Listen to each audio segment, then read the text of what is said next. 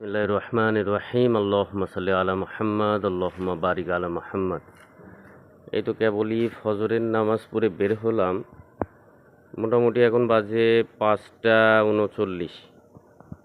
তো সব মিলিয়ে আজকে অনেক মেঘলা আর প্রচুর বাতাস, প্রচুর।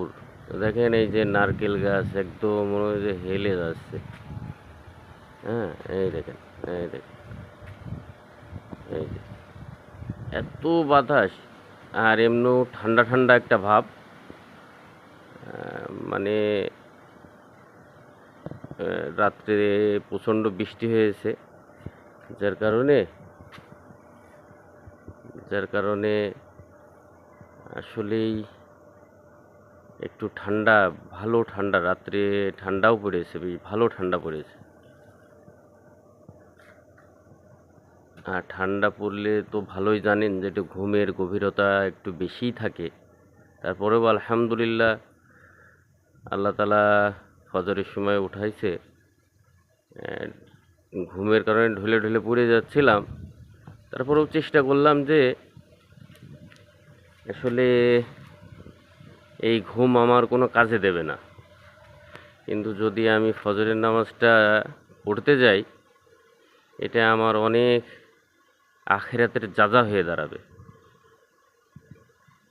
আর এইটা আসলে এই কারণেই হয়েছে যে আমি আমার জীবনের যে উদ্দেশ্যটা, যে টার্গেট বা এম, এইটা আমি মূলত নিয়েছি যে আখেরাত আমার টার্গেট। যদি আমি উড়ন্ত পাখি আর নিচে ছায়া, তার মানে একটা পাখির যদি উড়ছে ওই পাখির ছায়া ধরি, তাহলে কিন্তু আমি ওই পাখিটাকে ধরতে পারবো না।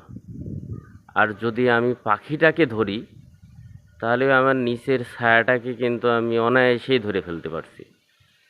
তো আখেরাত হলো কি এমন একটা জিনিস, যদি আমি আখেরাতটা ধরি তাহলে আমার দুনিয়াটা এমনিই হয়ে যাবে। আরে সুবহানাল্লাহ, আল্লাহু আকবার! কি যে প্রচণ্ড বাতাস, আপনাদের আমি কল্পনা করে বোঝাতে পারবো না। এত জোরে বাতাস হচ্ছে, হ্যাঁ, প্রচণ্ড বাতাস, প্রচণ্ড প্রচণ্ড বাতাস, প্রচণ্ড বাতাস। মানে না দেখালে আপনারা বুঝতেই পারবেন না, এত জোরে বাতাস হচ্ছে। মানে আমার ভিডিও বানানোর উদ্দেশ্য এইটাই যে এটা আমার টাইম লাইনে থেকে যাবে। এটা কোনো এক সময় হয়তো বা আমার দেখার ইচ্ছা যখন হবে আমি দেখব। তার কারণ যে কি পরিমাণে বাতাস বইছে, আর এই সময়কার সকালবেলারকার একটা বাতাসের যে একটা ব্যাপার, যে বিশুদ্ধ বাতাস, সেইটা আমি পাচ্ছি। আর তার উপরে আমার একটু নাকেও সমস্যা আছে, আমার 2বার নাকে অপারেশন হয়েছে, সে অনুপাতে নাকেও একটু সমস্যা আছে, নিঃশ্বাসের প্রবলেম হয়, নিঃশ্বাসের একটু কষ্ট হয়। তো মোটামুটিভাবে এই নিঃশ্বাস নেওয়াটা আমার জন্য খুবই একটা, মানে আমার শরীরের জন্য একটা ভালো আর কি। তো আসলেই ভিডিওটা কেমন হবে জানি না, কিন্তু আমার কাছে খুবই খুবই ভালো লাগছে, খুবই ভালো লাগছে।